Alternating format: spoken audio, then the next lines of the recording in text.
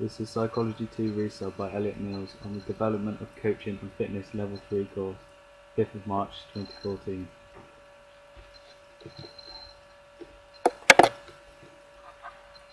Inverted U theory.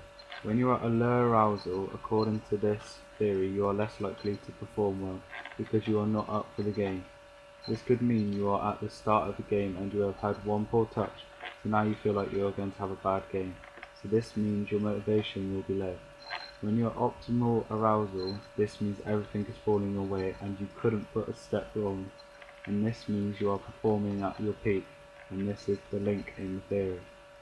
An example of this is when Gerald is pinging balls all over the pitch and every single one is hitting the player's feet, and then he strikes a 30-yard shot that goes in because he's optimally aroused. There is another part to this theory as well, so this means you are underperforming, again because you are over-aroused, and an example of this could be that you are angry, so this causes you to start getting frustrated and you are not concentrating on the game, so you are not concentrating on the skill. The skill involved can affect how long you need to be aroused for, and in this graph you can see the different sport which need different types of arousal. So first looking at a darts player and how they need to be aroused, but they need it over a small amount of time compared to maybe a footballer who has to play 90 minutes, so on the graph you can see this. It still has the same effect as the inverted U theory, which shows that you will be playing at your best when you're optimally aroused, but you can slump if you become under or over aroused. Inverted U scale. Motor skills will require an above average level of arousal because they are used in all sports, so you need to be hitting the same intensity. Gross skills will be used with a high arousal, for example weightlifting, where it is not necessarily needed for concentration but more on the power and strength, whereas a fine skill which uses less arousal would be like playing darts, where you need composure in order to complete this skill, so the lower your arousal means you can concentrate more, otherwise you would just be launching a dart at the board with no accuracy. Skill level. Looking at different skill levels can also depend on how the performer performs.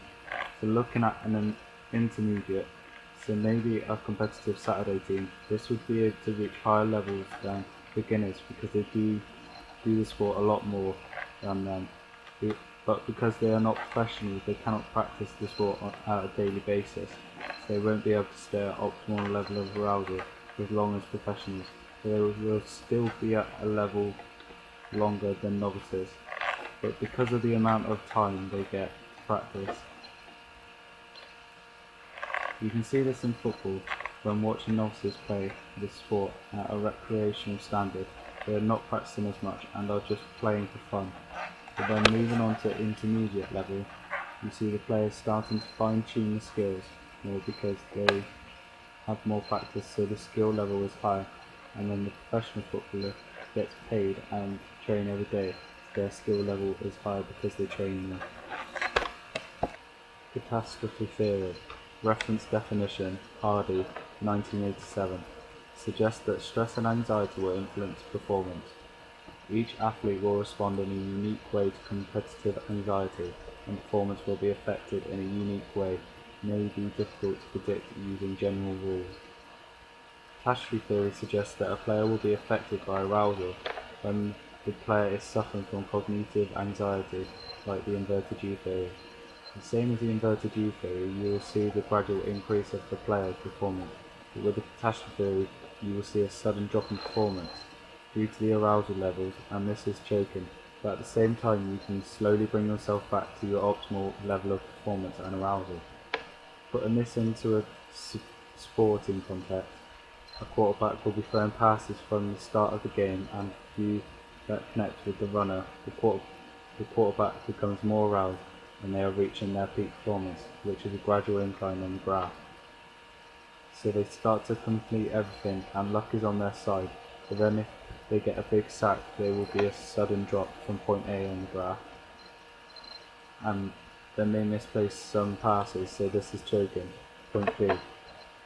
But then they work themselves back up, which is part D on the graph, to optimal by throwing some average passes again. Attention span. Your attention span can change when you are in different stages of the arousal level. So this means what you can see and what you are taking in that affects your game. This theory shows that the more aroused you become, the less cues you can concentrate on.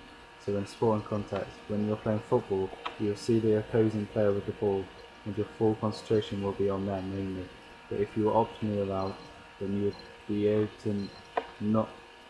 to see the player with the ball, and then the movement around him, so you can track where his next move is, so you are almost a step ahead of the opposing player, and this means you'll be able to intercept the ball or become more organised. Sporting examples of sports and stress. An example of eustress would be scoring a goal in football. This is the good form of stress, so you will have a sense of fulfillment from scoring, and this would then boost you for the rest of the game, needing to score another goal, and this would increase your skill and confidence for the rest of the game. A sporting example of de-stress would be having to take a penalty in a high pressure situation. For example, the famous England losses due to taking a penalty in the shootout will play on your mind, that England always lose, so you will probably miss, and this will make your skill level decrease because you don't believe in yourself, and you will suffer from anxiety and nervousness. The body's reaction to stress is through two different channels of parasympathetic and sympathetic.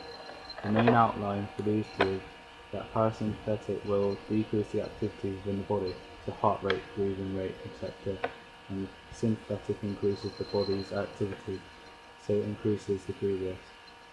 The two cross over and work together in order to get the body to homeostasis, so that the body can get back to its norm. Anxiety is a negative emotional state that is either characterized by or associated with feelings of nervousness, apprehension, or worry. Based in sports psychology. Anxiety is a state of negative emotion side of a person who is experiencing nervousness or worrying. Cognitive sporting example. This is when you start to misplace a few passes as a footballer, and your state of anxiety starts to increase, and your performance decreases. And an example of cognitive stress would be them misplacing these passes. Then they will start looking around when they have the ball, and they become indecisive, so they will eventually lose the ball. Some more traits of cognitive would be feeling weak. So this could be if you're coming back from an injury that set you back a bit. You would not want to go into any big tackles because you would feel like you were going to break your leg then, or another injury.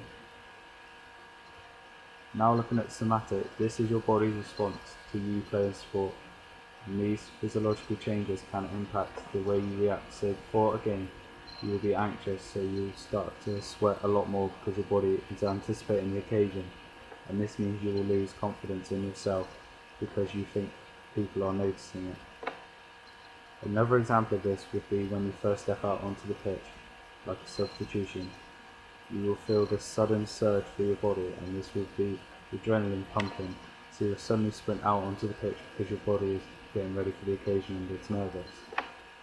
Behavioural. This is a person's routine or pattern before they go to do some form of sport. So for example, the saying going through the motions describes the way you are thinking before the game, and you'll be going over every play and every situation in your head before the game, and you may become even more anxious for the game because of this. Another example of this would be playing safe, so within the first 10 minutes of a football game, you would just be looking to make short passes because you are scared of making a mistake, so you're making sure of the basics first.